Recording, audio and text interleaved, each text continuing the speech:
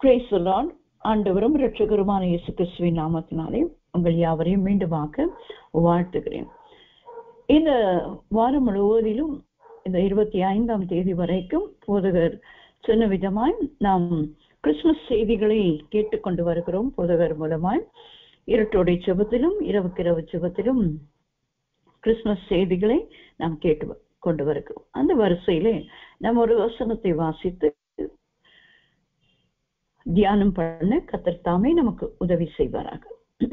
லூக்கா எழுதின சுவிசேஷம் 1ஆம் அதிகாரம் 31ஆம் வசனம் 32ஆம் வசனங்களை நான் உங்களுக்காக வாசிக்கிறேன். லூக்கா எழுதின சுவிசேஷம் 1ஆம் அதிகாரம் 31, 32. இதோ நீ கர்ப்பவதியாகி ஒரு குமாரனை பெறுவாய், அவருக்கு இயேசு என்று பெயரிடுவாயாக. அவர் பெரியவராயிருப்பார், உன்னதமானவருடைய குமாரன் எனப்படுவார். கர்த்தராகிய தேவன் அவருடைய பிதாவாகிய தாவீதின் சிங்காசனத்தை அவருக்கு கொடுப்பார். இங்கே ஒரு வார்த்தையை குறித்து நாம் வசிக்கிறோம், உன்னதமானவருடைய குமாரன். இன்றைக்கு நாம் தியானிக்க போகிறதான ஒரு தலைப்பு உன்னதமானவருடைய குமாரன். கிறிஸ்துமஸ் நாட்களிலே இயேசுவானவரின் பிறப்பை குறித்து நாம் அநேக வசனங்களை வாசிக்கிறோம், வேத பகுதிகளை நாம் தியானிக்கிறோம், அநேக பிரசங்கங்களை கேட்கிறோம், பாடல்களை பாடுகிறோம். அந்த பிறப்பிலே, இயேசுவின் பிறப்பிலே அவருக்கு கொடுக்கப்படுகிற அநேக நாமங்கள் உண்டு. அதிலே ஒரு நாமம்தான் உன்னதமானவருடைய குமாரன் என்பது. உன்னதமானவருடைய குமாரன்.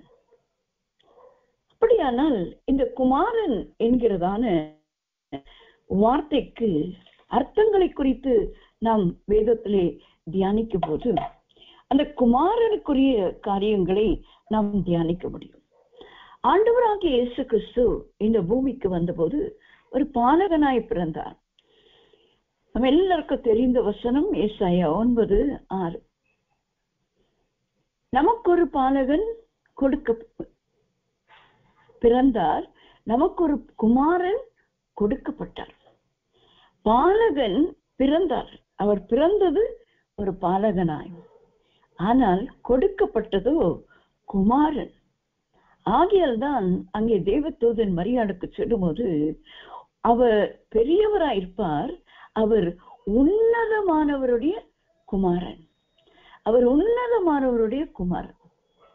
ஒரு பாலகனாய் அவர் பிறப்பார், ஆனால் அவர் உன்னதமானவருடைய குமாரன். ஆகையால் அவர் நமக்கு குமாரனாக கொடுக்கப்பட்டிருக்கிறார். ஆதியாகமத்தின் புஸ்தகம் 4ஆம் அதிகாரம் 26ஆம் வசனத்தை நாம் வாசிக்கும் பொழுது இன்றைக்கு நம்முடைய தியானம் இந்த ஆதியாகமத்திலே இருக்கிறதான இந்த குமாரனை குறித்தும் அவைகள் எப்படி ஆண்டவராகிய இயேசு கிறிஸ்துவுக்கு ஒப்பனையாகி இருக்கிறது என்பதையும் நாம் இந்த நாளிலே நாம் தியானிக்கவிருக்கிறோம். அவர் எப்படி அந்த உன்னதமானவருடைய குமாரன் எனப்பட்டார் என்பதற்கு அந்த அர்த்தங்களை நாம் தியானிக்கவிருக்கிறோம். கர்த்தர் நமக்கு உதவி செய்வாராக. இந்த ஆதியாகமம் 4ஆம் அதிகாரம் 26ஆம் வசனத்தை நாம் வாசிக்கும் பொழுது, சேத்துக்கும் ஒரு குமாரன் பிறந்தான், அவனுக்கு ஏனோஸ் என்று பெயரிட்டான்.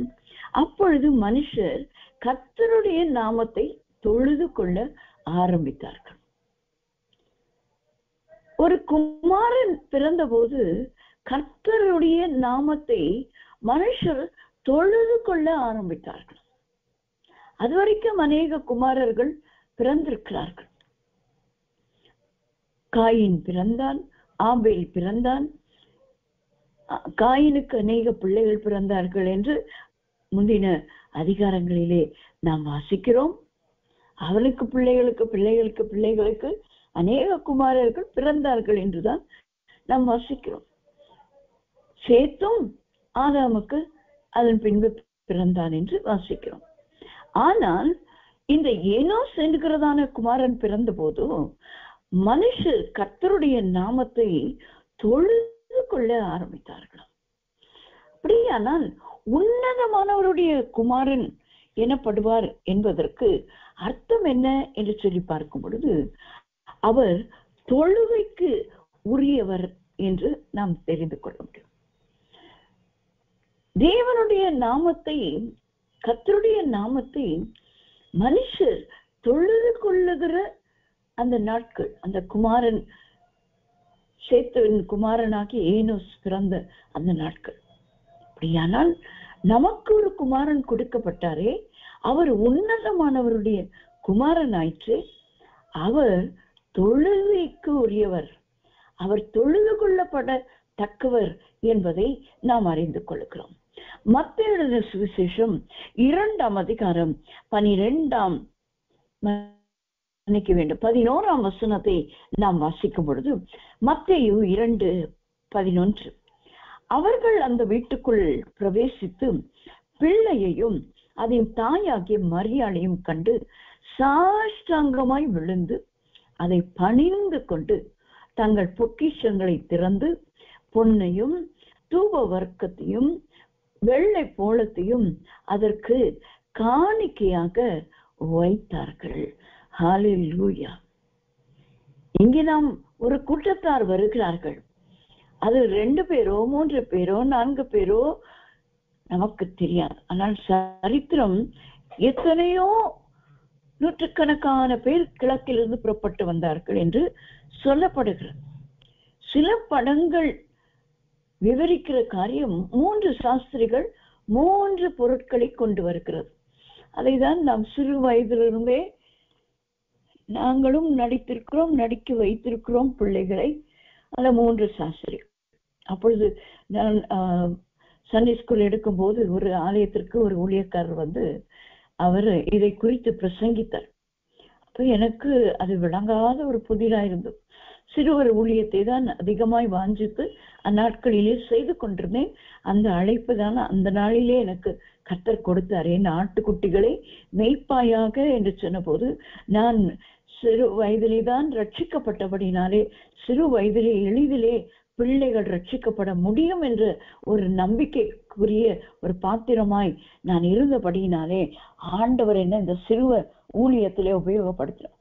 இப்படி அந்த பிள்ளைகளை சத்தியத்தை சொல்லுவதும், இப்படி வருடந்தோறும் பல நிகழ்ச்சிகளை அவர்களுக்கு நடத்துவதும், அதெல்லாம் ரொம்ப வாஞ்சிய அற்புதமாய் செய்ய கர்த்தர் பல ஆண்டுகள் 22 ஆண்டுகளுக்கு மேலே அந்த ஊழியத்தை செய்ய தேவன் கிருபை செய்தார்.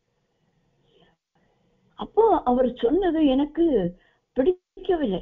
அவர் நல்ல ஒரு மூத்த ஒரு ஊழியக்காரர், நல்ல இவாஞ்சலிஸ்ட். அதனால அவர் சத்தியத்துக்குள்ளே வளர்ந்தவர். அதனால அவர் சொன்னார் 3 சாஸ்திரிகள் அல்ல. அப்ப எனக்கு ரொம்ப துக்கம். ஆமா 3 சாஸ்திரிகள் தானே, 3 பொருட்களை கொண்டு வருகிறவங்க 3 சாஸ்திரிகள் தானே என்று எனக்கு தெரிந்து, நானும் அப்போ சின்ன பிள்ளைய போல தானே ஒரு வாலிபத்துல இருந்தேன். 22 23 வயதிலே அந்த ஊழியத்தை ஆரம்பித்து. அப்போ எனக்கு வேத ஞானம் அதிகமாய் கிடையாது. சின்ன குழந்தைங்களுக்கு நடத்தக்கூடிய அளவுக்கு தான் எனக்கு இருந்த வேத அறிவும் இருந்தது. இவர் சொல்லும் போது எனக்கு கொஞ்சம் கோபம் வருத்தம் எல்லாம் இருந்தது. ஆனால் இன்றைக்கு நான் விளங்கி கொள்ள முடிகிறது. இன்றைக்கு பல சரித்திரங்கள் பல காரியங்களை வாசித்து அறிந்து தெரிந்து கொள்ளும் போது அது உண்மை இல்லை என்பதை தெரிந்து கொள்ள முடிகிறது. ஆகையால் அதை தைரியமாய் பிரசங்கிக்கவும் இந்நாட்களிலே முடிகிறது. அந்த 3 சாஸ்திரிகள் அல்ல, அநேகர் வந்தார்கள் என்றுதான் சரித்திரம் கூறுகிறது. வேதத்திலும் 3 என்கிற வார்த்தை இல்லை. அங்கே நாம் ஆண்டவர் கொடுக்கிற எண்ணிக்கைகளை நாம் வாசிக்கிறோம்.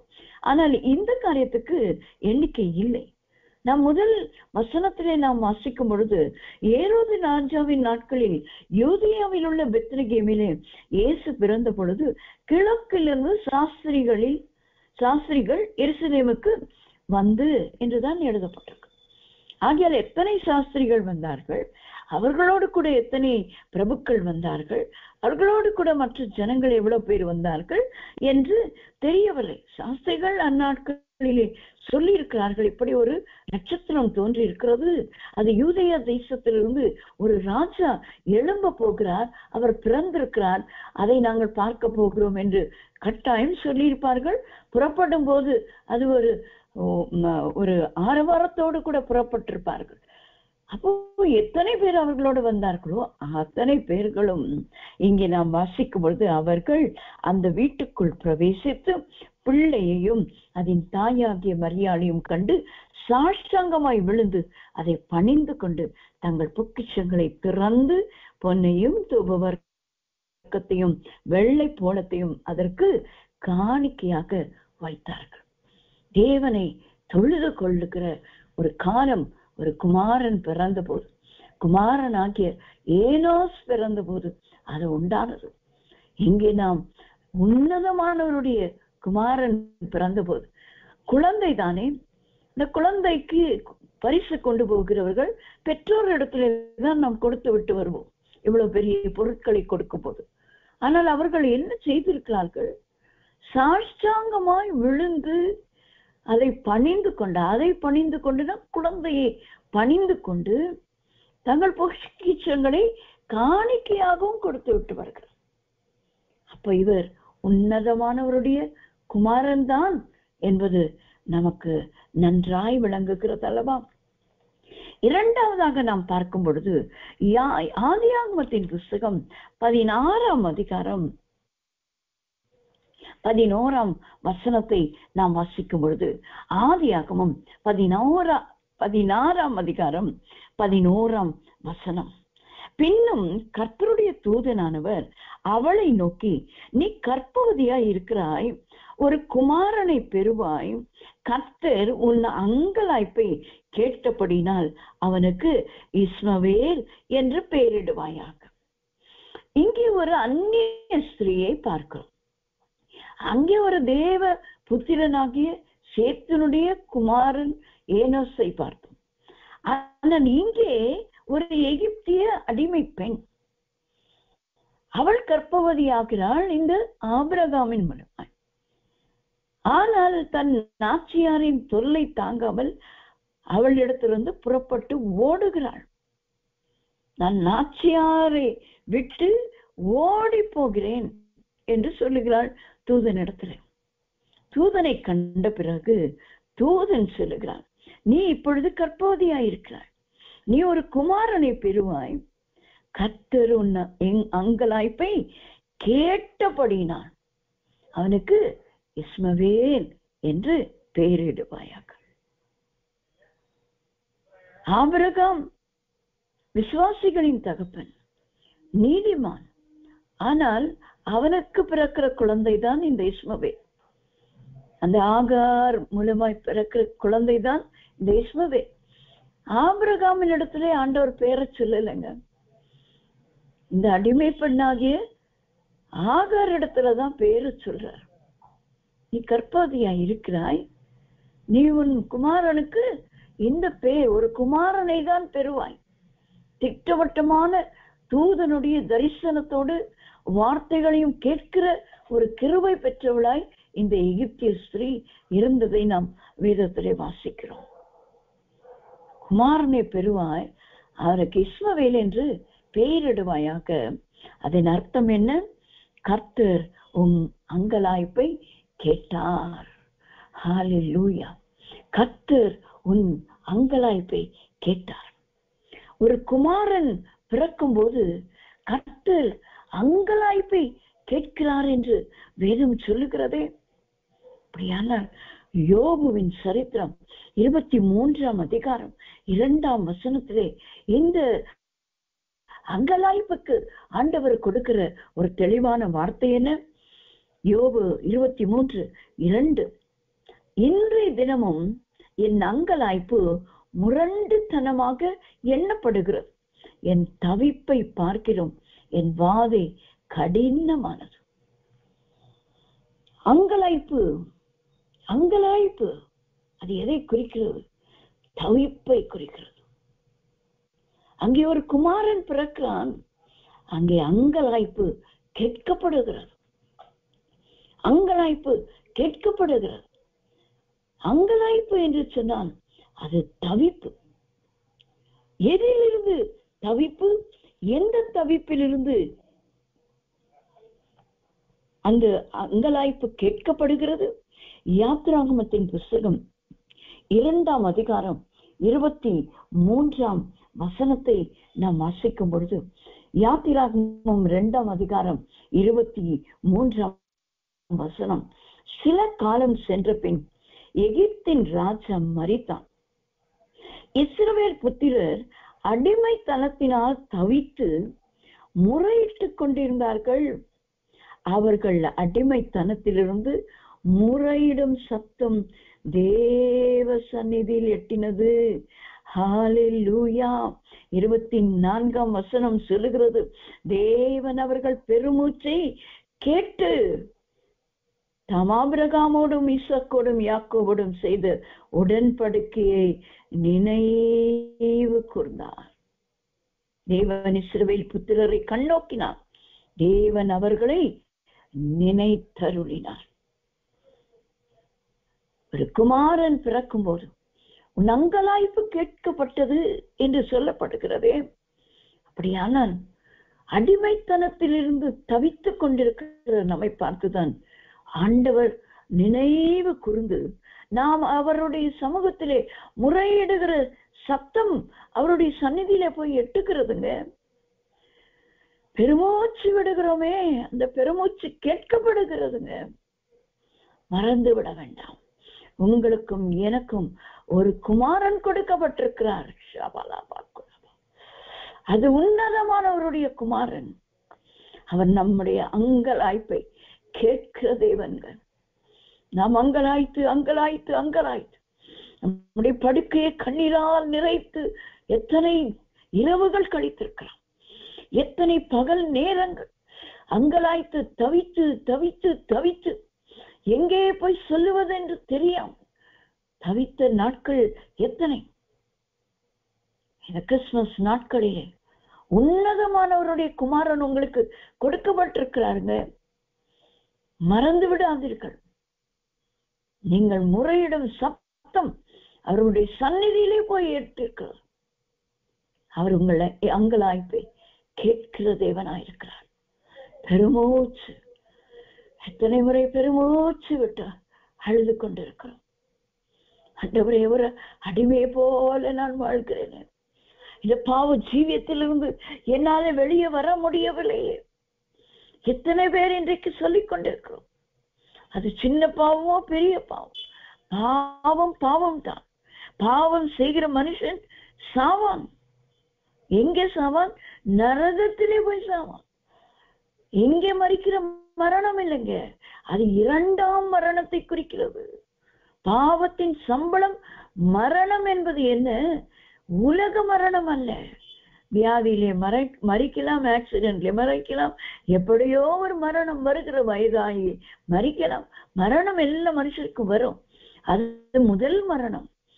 2ஆம் மரணத்துக்கு போய்விடாதபடிக்கு முதல் மரணம் நல்ல மரணமாய் இருக்க வேண்டுமானால் நம்முடைய எல்லா அடிமைத்தனத்திலிருந்து பெருமூச்சு விட்டு அழுங்க. இந்த நாட்களில் உங்கள் பெருமூச்சை கேட்கிறதுக்கு ஒரு உன்னதமானவருடைய குமாரன் உண்டு என்பதை மறந்து விட வேண்டாமா. கொண்டாட்டங்கள் இருக்கலாம், ஆட்டம் பாட்டங்கள் இருக்கலாம், ஆடல் பாடல்கள் இருக்கலாம், ஆலயங்களுக்கு புத்தாடை போட்டுக்கொண்டு போகிற காரியங்கள் இருக்கலாம். அவைகள் முக்கியமல்லங்க.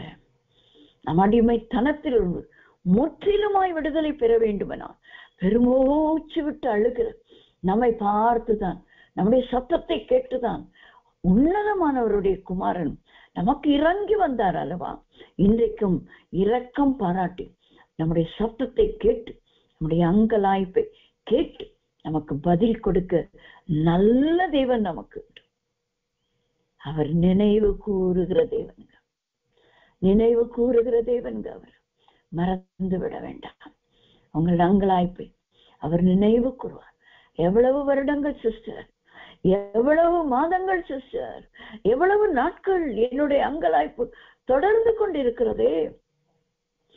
என் பெருமூச்சின் சப்தம் தேவ சந்நிதியில் எட்டவில்லையோ என்று அங்கலாய்த்து கொண்டிருக்கிறீர்களோ? உங்கள் அங்கலாய்ப்பை கேட்டு உங்களுக்கு பதில் கொடுக்கிறதுக்கு தான் இந்த உன்னதமானவருடைய குமாரன் இந்த பூமியிலே உதித்தாருங்க. அதுக்குதான் இந்த பூமியிலே பிறந்தார். சங்கீதங்களின் புஸ்தகம் 38ஆம் சங்கீதம் 9ஆம் வசனத்தை நாம் வாசிக்கும் பொழுது சங்கீதம் 38:9 தாவீது பாடின சங்கீதம், நினைவு கூறுதலுக்காக அவன் பாடின சங்கீதத்திலே எழுதப்பட்ட வார்த்தையை நாம் வாசிக்கும் பொழுது, ஆண்டவரே என் ஏங்கள் எல்லாம் உமக்கு முன்பாக இருக்கிறது, என் தவிப்பு உமக்கு மறைவாய் இருக்கவில்லை.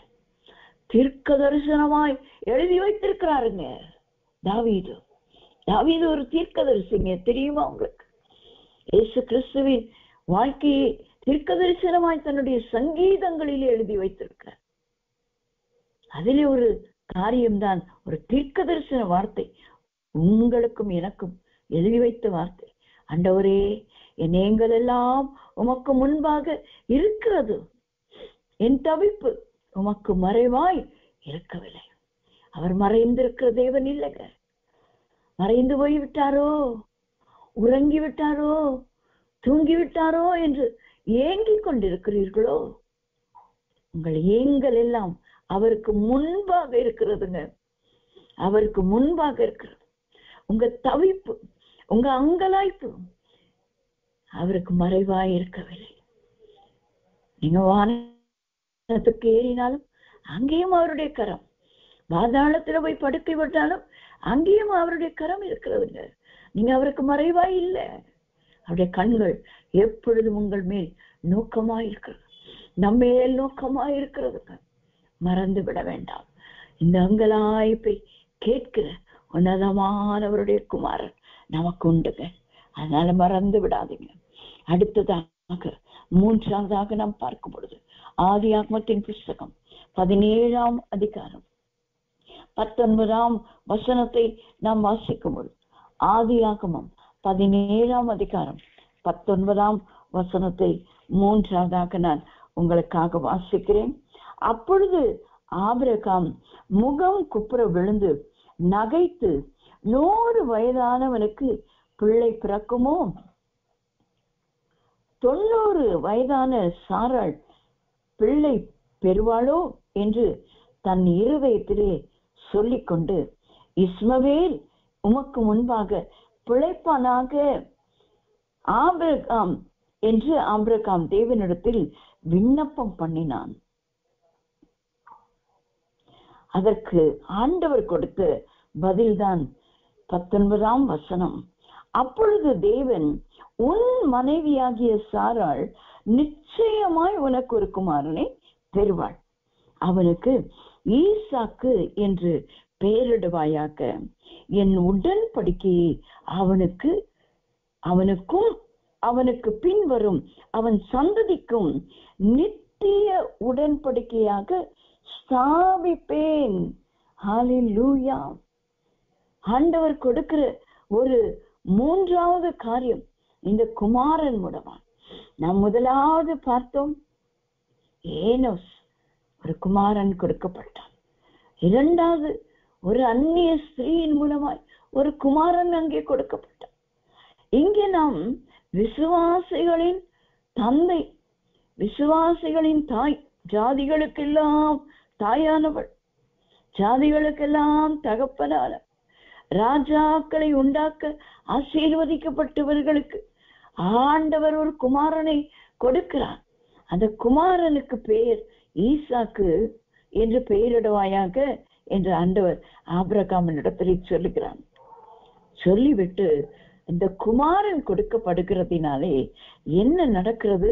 என் உடன்படிக்கையை அவனுக்கும் அவனுக்கு பின்வரும் அவன் சந்ததிக்கும் நித்திய உடன்படிக்கையாக ஸ்தாபிப்பேன். நித்திய உடன்படிக்கையாக ஸ்தாபிப்பேன். ஸ்தாபிக்கிற ஒரு தேவனுங்க. இந்த உன்னதமானவருடைய குமாரன் நமக்கு கொடுக்கப்படுகிறதினாலே நமக்கு என்ன கிடைக்கிறதுங்க? அன்றைக்கு குமாரனாகிய ஈசாக்கு பிறந்த போது ஆண்டவர் ஆபிரகாமுக்கு சொல்லுகிறார், என் உடன்படிக்கை அவனுக்கும் அவனுக்கு பின்வரும் அவன் சந்ததிக்கும். இந்த சந்ததி யாருங்க? கிறிஸ்து இயேசு. அந்த கிறிஸ்து இயேசு வருகிற அந்த நாள் வரைக்கும் இருந்த அந்த சந்ததிகள் இந்த ஒரே குமாரன் மூலமாய் ஆசீர்வதிக்கப்பட்டது. அந்த குமாரன் அந்த நித்திய உடன்படிக்கையை அன்றைக்கு பெற்று கொண்டதினாலே அந்த நித்திய உடன்படிக்கை எதுவரைக்கும் தொடர்ந்தது? இயேசுவின் பிறப்பின் வரைக்கும் தொடர்ந்து அந்த நித்திய உடன்படிக்கை தொடர்ந்து. அந்த நித்திய உடன்படிக்கை யார் மேல் போடப்பட்டது? அது கிறிஸ்து இயேசுவின் மேலே அந்த நித்திய உடன்படிக்கை வந்துவிட்டது. சந்ததி சந்ததி சந்ததி சந்ததி சந்ததியாய் மாறி மாறி மாறி அது எங்கே வந்து முடிந்தது? முடியவில்லை. எங்கே வந்து மீண்டும் ஆரம்பித்தது? கிறிஸ்து இயேசுவிலே. அது எப்படிப்பட்ட ஒரு உடன்படிக்கை? 2 கொரிந்தியர் 3ஆம் அதிகாரம் 6ஆம் வசனத்தை நாம் வாசிக்கும் பொழுது, 2 கொரிந்தியர் 3ஆம் அதிகாரம் 6ஆம் வசனத்தை நான் உங்களுக்காக வாசிக்கிறேன். புது உடன்படிக்கையின் ஊழியக்காரராய் இருக்கும்படி அவரே எங்களை தகுதியுள்ளவர்களாக்கினார். அந்த உடன்படிக்கை எழுத்துக்குரியதாயிராமல் ஆவிக்குரியதாய் இருக்கிறது. எழுத்து கொல்லுகிறது, ஆவியோ உயிர்ப்பிக்கிறது. ஆமென். ஆவியோ உயிர்ப்பிக்கிறது. அந்த உயிர்ப்பிக்கிற ஆவியின் புது உடன்படிக்கை தான் கிறிஸ்து இயேசுவின் மூலமாய் நமக்கு உண்டாயிருக்கிறதுங்க. இன்றைக்கு ஆவிக்குரிய இஸ்ரவேலர், ஈசாக்கின் சந்ததி யாக்கோபு, யாக்கோபின் சந்ததியார் தான் இஸ்ரவேலர் என்று அழைக்கப்பட்டார். அவர்களுக்கு கர்த்தர் உண்டு பண்ணின உடன்படிக்கை எப்படிப்பட்டது? அது பழைய உடன்படிக்கை. பழைய உடன்படிக்கை அது எழுத்திற்குரிய உடன்படிக்கை. அவர் எழுதி பிரமாணங்களை கொடுத்தார். நியாய பிரமாணம் அவர்களுக்கு எழுதி கொடுக்கப்பட்டது. அது எழுத்திற்குரியது, அது நிழல். ஆனால் நிஜம் ஆவிக்குரியது. அந்த எழுத்து என்ன செய்யுமாம்? கொல்லுகிறது. ஒரு சின்ன ஒரு கீழ்ப்படியாமை, கண்மலையின் இடத்துல பேசு என்று சொன்னதுக்கு அடித்தார். அதனாலே மோசேயும் ஆரோனும் கானானுக்குள்ளே பிரவேசிக்க முடியல. எவ்வளோ பெரிய ஒரு தண்டனை போல இருக்கிறது அல்லவா? ஆனால் கிருபையினாலே ஆவிக்குரிய இஸ்ரவேலராகி நாம் எவ்வளோ கிருபை பெற்றவர்கள். எவ்வளவு பாவங்களை செய்தார். மீண்டும் மீண்டும் ஆண்டவரிடத்திலே வந்து வந்து வந்து மன்னிப்பை கேட்டு பெற்றுக்கொள்ளுகிற ஒரு பெரிய கிருபை கர்த்தர் நமக்கு கொடுத்திருக்கிறார். ஆகையால் நாம் இனி அடிமைகள் அல்ல என்று எழுதப்பட்டிருக்கு. சுவிகார புத்திரத்தின் ஆவியை பெற்றிருக்கிறது. ஆவிக்குரியவர்கள் நாம். அந்த ஆவிக்குரிய புது உடன்படிக்கை தான் இன்றைக்கு நமக்கு கொடுக்கப்படும். எத்தனை பெரிய ஒரு சந்தோஷம் நமக்கு கொடுக்கப்பட்ட இந்த உன்னதமானவருடைய குமாரன். அவர் ஆவிக்குரிய உடன்படிக்கை, ஆவிக்குரிய புது உடன்படிக்கை உங்களோடும் என்னோடு கூட அவர் செய்து கொண்டிருக்கிறார். எத்தனை நல்ல ஒரு தேவன் நமக்கு உண்டு என்று நாம் நினைத்து பார்க்க முடியவில்லை இல்லையா? ஏதோ ஒரு கொண்டாட்டம் என்று கிறிஸ்துமஸை நாம் கொண்டாடிவிட்டு நல்ல பிரியாணி சாப்பிட்டேன், நல்ல ஆலயத்துக்கு போனேன், நல்லா இருந்துச்சு. எப்படி இருந்தது? ஹாப்பி கிறிஸ்துமஸ், மேரி கிறிஸ்துமஸ், விஷ் பண்ணுங்க. எல்லாரையும் செய்ய வேண்டியது அவசியம். பங்குகளை அனுப்புங்க, அவசியம். பண்டிகைகளிலே அன்றைக்கு ஈஸ்டரின் காலத்திலே அவர்கள் 3 நாட்கள் நல்ல கொண்டாடுகிறார்கள். கொண்டாடுங்க, நல்ல கொண்டாடுங்க, தவறே கிடையாது. நல்ல ஆலயத்துக்கு போகுங்க, தவறே கிடையாது.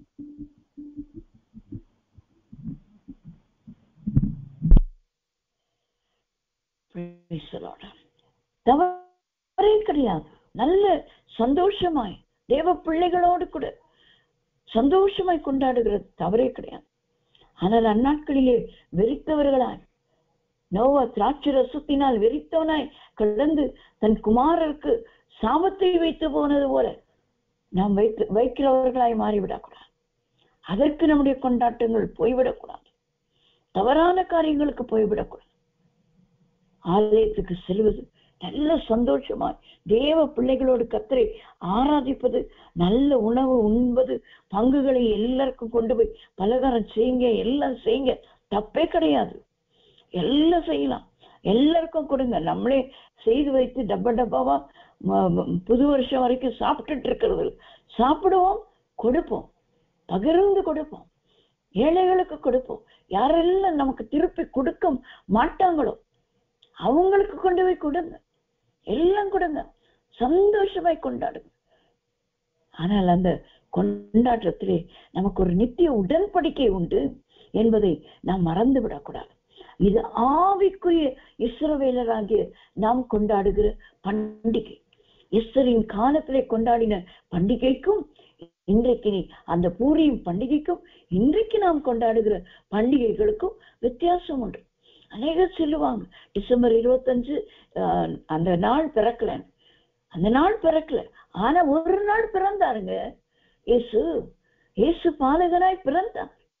நமக்கு ஒரு பாலகன் பிறந்தார். வசனம் சொல்லுகிறது பிறந்தார். அதனால அந்த 25 உலகமே கொண்டாடும். ஆனால் நாம் அதுல தர்க்கங்களை செய்து கொள்ள வேண்டிய அவசியம் இல்லை. நல்ல சந்தோஷமா புத்தாடைகளை போடுவது தவறல்ல. ஆனால் சரண் நரோஜியம்மா எழுதின அந்த பிறந்தார் பிறந்தார் பாடலை ஒரு முறை முழு பாடலையும் கேட்டு பாடி அதை கொண்டாடுங்க. அருமையாய் அவர்கள் அந்த காரியங்களை குறித்து எழுதியிருக்கிறார்கள். புத்தாடை போடுவது தவறல்ல, போட்டுக்கொள்ளலாம், எல்லாம் செய்யலாம். ஆனால் இந்த உடன்படிக்கையை நாம் மறந்து விடக்கூடாது. கிறிஸ்து இயேசுவில் உள்ள அந்த ஆவிக்குரிய உடன்படிக்கையை நாம் மறந்து விடக்கூடாது. எபிரேயர் 9ஆம் அதிகாரம் 15ஆம் வசனத்தை நாம் வாசிக்கும் போது, ஆகையால் முதலாம் உடன்படிக்கையின் காலத்திலே நடந்த அக்கிரமங்களை நிவர்த்தி செய்யும் பொருட்டு அவர் மரணம் அடைந்து அழைக்கப்பட்டவர்கள் வாக்குத்தத்தம் பண்ணப்பட்டு நித்திய சுதந்திரத்தை அடைந்து கொள்வதற்காக புது உடன்படிக்கையின் மத்தியஸ்தரானார். இந்த வசனங்களை எல்லாம் குறித்து வைத்துக் கொண்டு இந்த பண்டிகையை இந்த வருஷத்திலே நாம் கொண்டாடும். இத்தனை வருடங்கள் நாம் எப்படி கொண்டாடினோமோ அதை குறித்து நமக்கு கவலை வேண்டாம்.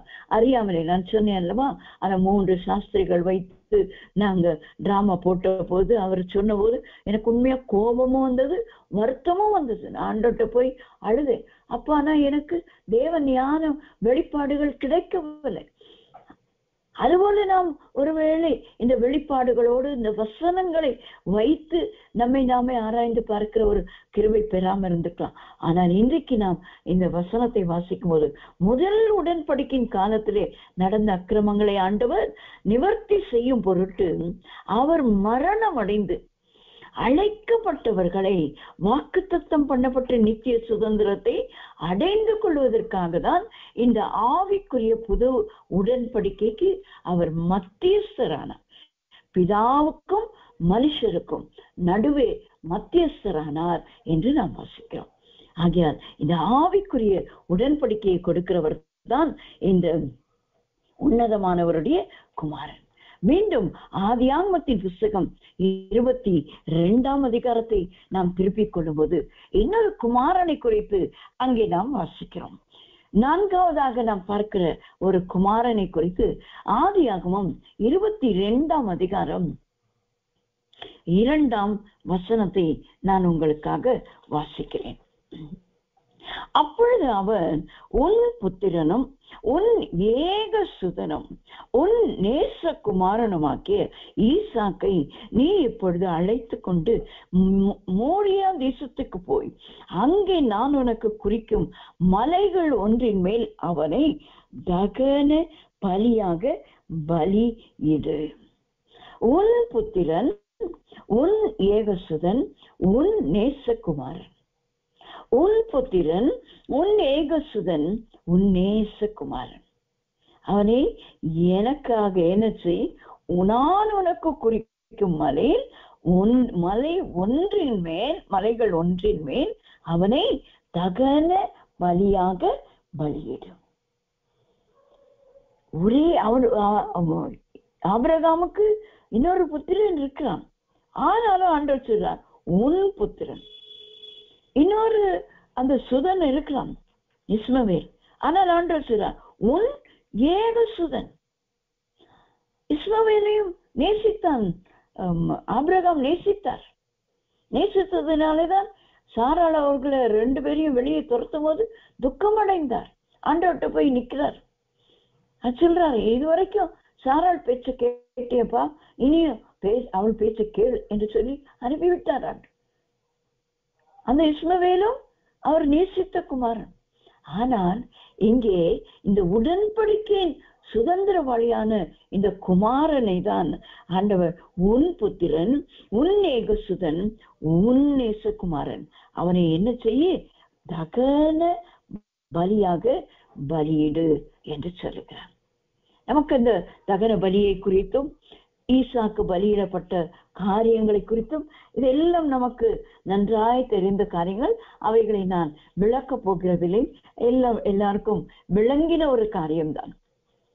எசேக்கியேல் தீர்க்கதரிசன புத்தகம் 46ஆம் அதிகாரம் 13ஆம் வசனத்தை நாம் வாசிக்கும் பொழுது, எசேக்கியேல் 43:13, தினந்தோறும் 1 வயதான பழுதற்ற ஒரு ஆட்டுக்குட்டியை கர்த்தருக்கு தகன பலியாக படைக்க கடுவாய் காலை தோறும் அதை படைக்க வேண்டும்.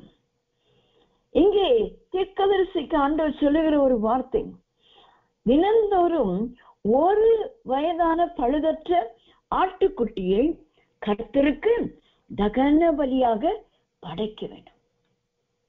பழைய உடன்படிக்கையின்படி, எழுத்திற்குரிய உடன்படிக்கையின்படி தினந்தோறும் ஒரு வயதான பழுதற்ற ஒரு ஆட்டுக்குட்டி கர்த்தருக்கு என்ன செய்யப்பட வேண்டும், தகன பலியாக செலுத்தப்பட வேண்டும்.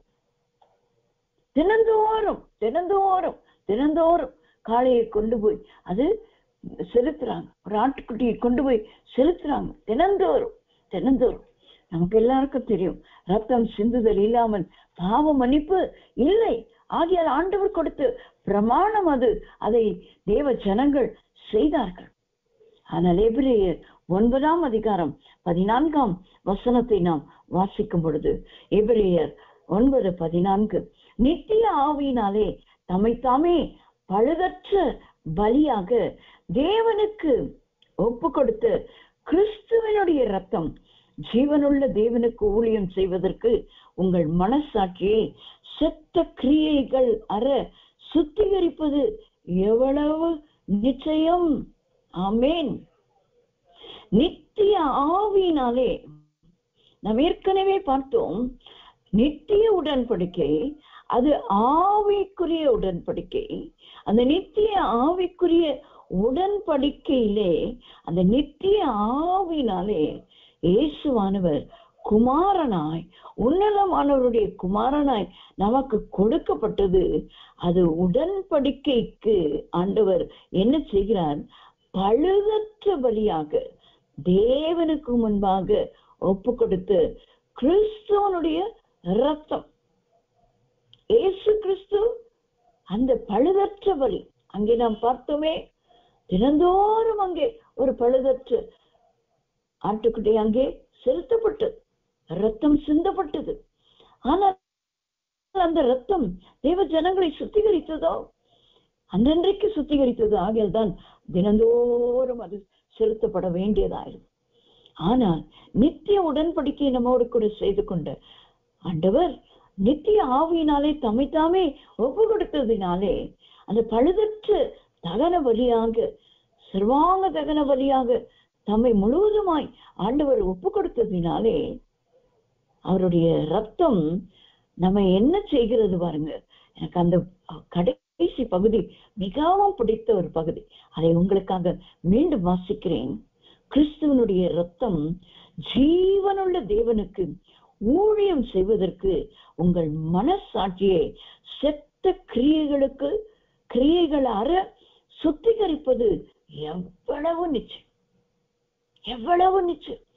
ஒரு நித்திய உடன்படிக்கை செய்து கொண்டு தேவன் அவருடைய உன்னதமான அவருடைய குமாரனை நமக்கு கொடுத்ததினாலே, அந்த நித்திய ஆவியினாலே அவர் தம்மைத்தாமே ஒப்பு கொடுத்து தகனவலியாக ஒப்பு கொடுத்ததினாலே நாம் யாவரும் அவருடைய இரத்தத்தினாலே கழுவப்பட்டவர்களாய் மட்டுமல்லங்க, ஜீவனுள்ள தேவனுக்கு ஊழியம் செய்கிறதற்கு நம்மை கர்த்தர் இந்த நாட்களிலே ஏற்படுத்தியிருக்கிறார்.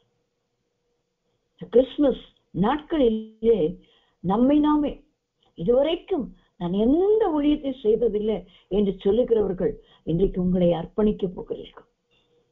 இது நித்திய உடன்படிக்கை கர்த்தர் நம்மோடு கூட செய்து கொண்டிருக்கிறார். ஆகையால் நம்மை ஆண்டவர் பாவங்களற கழுவி சுத்திகரிப்பதற்கு காரணம் என்ன? செத்த கிரியைகளற சுத்திகரிப்பதற்கு அவர் பரிசுத்த ரத்தம் சிந்தப்பட்டதே, தகன வழியாக தம்மை தாமே அந்த நித்திய ஆவினாலே ஒப்பு கொடுத்தாரே. எதற்குங்க? எதற்கு? நாம் நல்ல பண்டிகையை கொண்டாடுவதற்கா? அது மட்டுமல்ல, ஜீவனுள்ள தேவனுக்கு ஊழியம் செய்வதற்கு, ஜீவனுள்ள தேவனுக்கு ஊழியம் செய்வதற்கு நம்மை நாமே அர்ப்பணிக்க வேண்டும். இன்னும் கொஞ்ச காலம் தாங்க, கொஞ்ச காலம்தான் நமக்கு. பிசாசானவன் தனக்கு கொஞ்ச காலம் உண்டென்று அறிந்துதான் அவன் என்ன செய்கிறானாம்? கூடுமானால் தெரிந்து கொள்ளப்பட்டவர்களை வஞ்சிக்கிறதுக்கு ஓடோடி கொண்டு வேலை செய்து கொண்டிருக்கிறான். கெச்சிக்கிற சிங்கம் போல. அவன் சிங்கம் அல்ல, யூத ராஜ சிங்கம் நமக்கு இருக்கிறார். நாமெல்லாம் சிங்க குட்டிகள்ங்க. நாம எழும்பி ஓட வேண்டும். இந்த சிங்கத்தை குறித்து தானே ஒரு வேத பாடமும் ஆண்டவர் கடந்த நாட்களிலே எனக்கு கொடுத்திருக்கார். இன்னும் ஆழமாய் வேறு விதத்திலே ஆண்டவர் இந்த மிருகங்களின் இடத்திலிருந்து வேத பாடங்கள், சிவிங்கி இடத்திலே சிங்கங்கள் மூலமாய் நாம் வேத பாடங்களை கற்றுக்கொள்ளும். நாம் அப்ப சிங்கத்தின் பிள்ளைகளுங்க. சிங்கத்தை போலதான் நடித்து கொண்டு வருகிறவன் பிசாசானவன், வஞ்சிக்கிறவன் தான் பிசாசன்.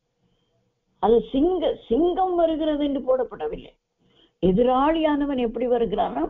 சிங்கத்தை போலதான் அவன் நடித்து கொண்டு வஞ்சித்து கொண்டுதான் வருவான். வஞ்சிக்கப்படாதபடிக்கு எச்சரிக்கையாயிருங்கள் என்று கர்த்தர் கடைசி நாட்களின் அடையாளங்களிலே கொடுத்திருக்கிறான். ஆகையால் இந்த தகன பலி, அது பழுதற்ற ஆட்டுக்குட்டி தம்மை தாமே ஒப்பு கொடுத்தாரே, அவருக்கு நீங்களும் நானும் செய்ய வேண்டியது ஊழியம் செய்யணுங்க. ஜீவனுள்ள தேவனுக்கு ஜீவனுள்ள ஊழியம் செய்யணுங்க. செத்த கிரியைகள் அற ஊழியம் செய்யணும். செத்த கிரியைகளை வைத்துக் கொண்டு நானும் ஊழியம் செய்யறேன், பைபிளை தூக்கிட்டு போறேன், இல்லைங்க. அந்த செத்த கிரியைகள் அறுத்து போடணும். சுத்திகரிக்கப்பட்டு நாம் இந்த நாட்களிலே கர்த்தருக்கு ஊழியம் செய்ய நம்மை அர்ப்பணிப்போம். ஆண்டவர்கிட்ட கேட்போம். உத்தமி ஜெப ஊழியத்தின் கடைசி நாட்களிலேயும் கூட அங்கே எல்லா ஊழியக்காரிகளையும், அந்த உத்தமிகளை எல்லாரையும் அர்ப்பணிக்க செய்ய கர்த்தர் கிருபை தந்தார். அர்ப்பணித்தோம். நாங்கள் இனி சும்மா இருக்க மாட்டோம். ஆண்டவரே, இங்கே நாங்கள் ஊழியம் செய்ய கற்றுக்கொண்டோம், இனி நாங்கள் ஊழியம் செய்ய போறோம், எங்களை எடுத்து பயன்படுத்துங்க, சொல்லுங்க எல்லாரும். இன்றைக்கு நாம சொல்ல போறோம். செத்த கிரியைகளை நற்கிரியைகளோடு கூட ஊழியம் செய்வதற்கு நம்மை நாமே அர்ப்பணிப்பதற்கு தான் நமக்கு உன்னதமானவருடைய குமாரன் கொடுக்கப்பட்டார். கடைசியாக ஆதியாகமத்தின் புஸ்தகம் 24ஆம் அதிகாரம் 7ஆம் வசனத்தை நாம் வாசிக்கும் பொழுது, ஆதியாகமம் 24ஆம் அதிகாரம் 7ஆம் வசனம், என்னை என் தகப்பனுடைய வீட்டிலும் என் இனத்தார் இருக்கிற தேசத்திலும் இருந்து அழைத்து வந்தவரும் உன் சந்ததிக்கு இந்த தேசத்தை தருவேன் என்று எனக்கு சொல்லி ஆணையிட்டவருமான வானத்துக்கும் தேவனாகிய கர்த்தர், நீ அங்கே இருந்து என் குமாரனுக்கு ஒரு பெண்ணை கொண்டு வரும்படிக்கு தம்முடைய தூதனை உனக்கு முன்பாக அனுப்புவார். இந்த சம்பவமும் நம்ம எல்லாருக்கும் தெரிந்த சம்பவம். ஆகையால் இதன் விளக்கத்திற்குள்ளாக இது யார் என்று உங்களுக்கு தெரியும். எலியேசருக்கு ஆபிரகாம் சொல்லி அனுப்புகிற ஒரு வார்த்தைகளாக இருக்கு. அதுக்குள்ளே நான் சொல்ல போகிறதில்லை. ஆனால் நான் சொல்ல போகிற காரியம், என் தகப்பனுடைய வீட்டிலும் என் இல்லத்தார் இருக்கிற தேசத்திலும் இருந்து அழைத்தவரும் உன் சந்ததிக்கு, அங்கிருந்து ஆண்டவர் என்ன பண்ணிட்டாருங்களா, அழைத்து கொண்டு வந்துட்டார். ஒரு தேசத்தை கொடுத்திருக்கிறார். உன் சந்ததிக்கு இந்த தேசத்தை தருவேன் என்று வாக்கும் கொடுத்திருக்கிறார். ஆணையிட்டு கொடுத்திருக்கிறார். அந்த உன்னதமான தேவனாகிய கர்த்தர் நீ அங்கே இருந்து என் குமாரனுக்கு ஒரு பெண்ணை கொண்டு வரும்படிக்கு நம்முடைய தூதனை உனக்கு முன்பாக அனுப்புவார். ஆண்டவராகிய இயேசு கிறிஸ்து இந்த பூமிக்கு வரும்போது யோவான் ஸ்நானகனை ஆண்டவர் ஒரு தூதனை போல அனுப்பினார். கர்த்தருடைய தூதனை போல அனுப்பினார். அவன் வழியை ஆயத்தம் பண்ணுகிறவனாக அனுப்பப்பட்டதினாலே இயேசுவானவருக்கு வழியை உண்டு பண்ணி அந்த சுவிசேஷத்தை, பாவ மன்னிப்பின் நிச்சயத்திற்குரிய ஞானஸ்நானத்தை அவர் கொடுத்தார் தண்ணீரினாலே. ஆனால் எனக்கு பின் வருகிறவரோ என்னிலும் வல்லமை உள்ளவர், அவர் உங்களை ஆவினாலும் அக்கினியினாலும் உங்களுக்கு ஞானஸ்நானம் கொடுப்பார் என்று அவரை இன்ட்ரோடியூஸ் பண்ணிவிட்டு இவர் கடந்து போனார். இவர் ஊழியம் முடிந்தவுடனே அவர் காவலில் அடைக்கப்பட்ட போதுதான், மத்தேயு சுவிசேஷம் 4ஆம் அதிகாரத்திலே நாம் வாசிக்கும், யோவான் காவலே அடைக்கப்பட்ட போது இயேசுவானவர் கலிலேயாவுக்கு புறப்பட்டு போய் இதே பாவ மன்னிப்பை குறித்து பரலோக ராஜ்யம் சமீபத்திருக்கிறது, ஆகையால் மனம் திரும்புங்கள் என்று பிரசங்கம் பண்ணினார். எதற்காக ஆண்டவர் ஒரு தூதனை அனுப்புகிறார் என்று சொன்னால் வழியை ஆயத்தம் பண்ணும்படியா. அப்படி ஆண்டவர் நமக்கு வழியை ஆயத்தம் பண்ணினார். ரட்சிப்பின் திட்டத்தை, பரலோக ராஜ்யத்தை குறித்து எல்லாவற்றையும் உவமைகளாக சொல்லி எழுதி கொடுத்து விட்டார். அதன் பின்பு சீஷர்களை ஏற்படுத்தி அவர்களை அனுப்பினார். அவர்கள் நமக்கு முன்பாக சென்று அநேக காரியங்களை சொல்லி நமக்கு கொடுத்ததினாலே இன்றைக்கு நாமும் அந்த சுவிசேஷத்தை ஏற்றுக்கொண்டவர்களாயிருக்கிறோம். ஆனால் இந்த தகப்பனுடைய வீட்டிலிருந்து ஆண்டவர் பிரித்தெடுத்து அழைத்து வந்து ஒரு தேசத்தை கொடுப்பேன் என்று ஆபிரகாமுக்கு வாக்கு கொடுத்தது போல் நமக்கும் கூட ஆண்டவர் என்ன செய்திருக்கிறாருங்க, உன் தகப்பன் வீட்டை மறந்துவிடு குமாரத்தியே என்று சங்கீதம் 45:10 நாம் வாசிக்கிறோம். அப்ப எல்லா குமாரத்திகளும் அவங்க அப்பா வீட்டை மறந்துட்டு மாமியார் மாமனார் வீட்டை ஞாபகத்துல வைத்துக் கொள்ளணும்னு அநேகர் பிரசங்கிப்பாங்க. அது இல்லைங்க, ராஜா உன் அழகில் பிரியப்படணும். அந்த ராஜா இயேசு ராஜா பரலோகத்தை, அதுக்காக தகப்பன் வீடு என்று சொல்லும்போது என்னுடைய சுவாபங்கள், என் தகப்பனால் எனக்கு வந்த ஜீன், கோபம், மூர்க்கம், பொறாமை, பெருமை எல்லாம் எங்கிருந்து வந்தது? தாய் தகப்பன் இடத்துல. அந்த தகப்பன் வீட்டை மறந்து என்னை அழைத்து வந்து ஒரு தேசம் கொடுப்பேன் என்று வாக்கு கொடுத்திருக்காரே, அந்த தேசத்துக்கு கொண்டு போவதற்கு குமாரனுக்கு என்ன வேணுங்க? மனவாட்டி. குமாரனுக்கு மனவாட்டி.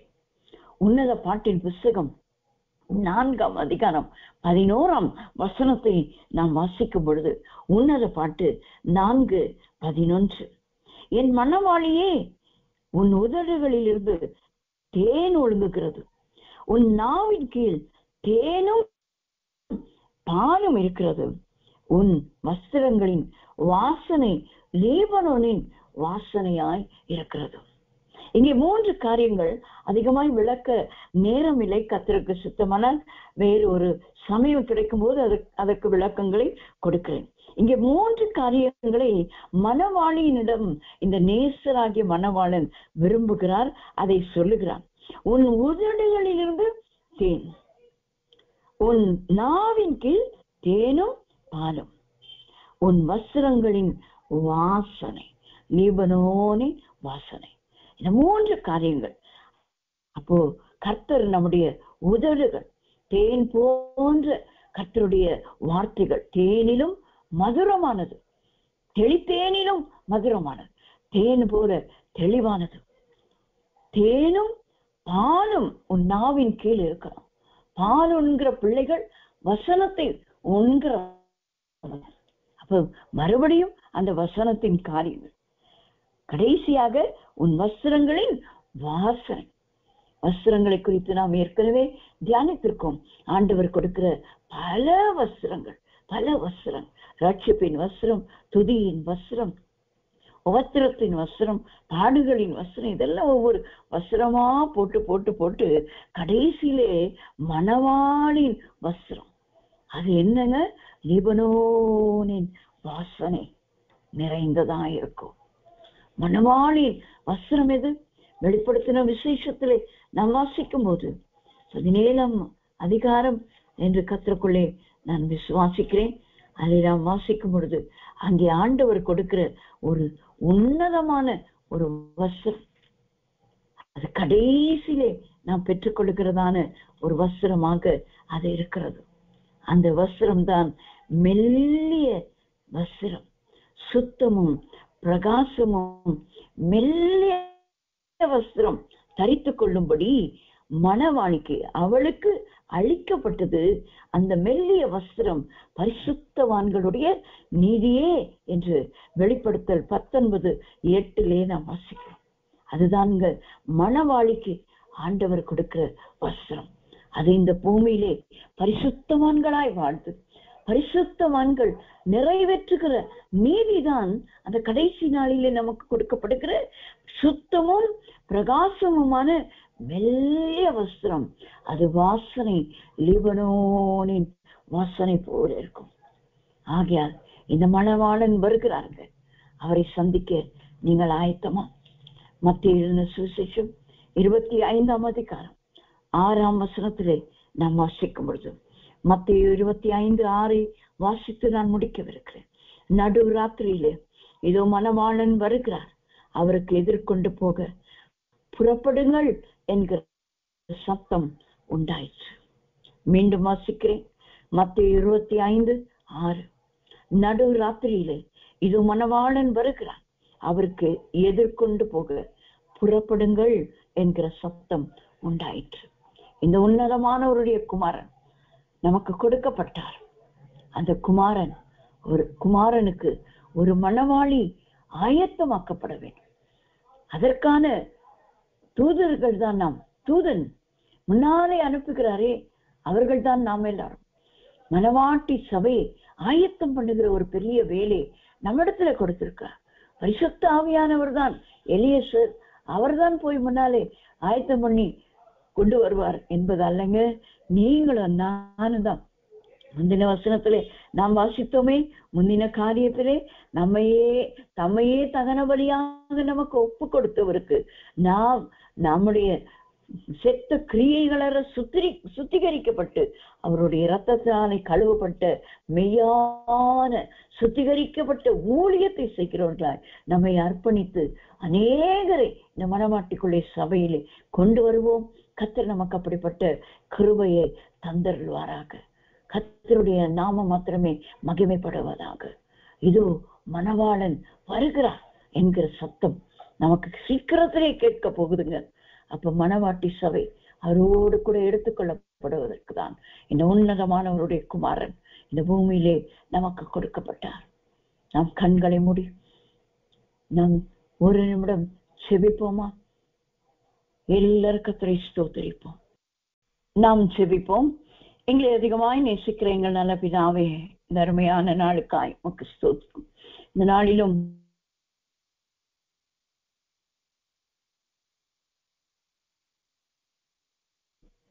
இந்த 5 காரியங்களை எங்கள் வாழ்க்கையிலே நீ நிறைவேற்றும். நாங்கள் எங்களை தாழ்த்தி ஒப்புக் கொடுக்கிறோம்.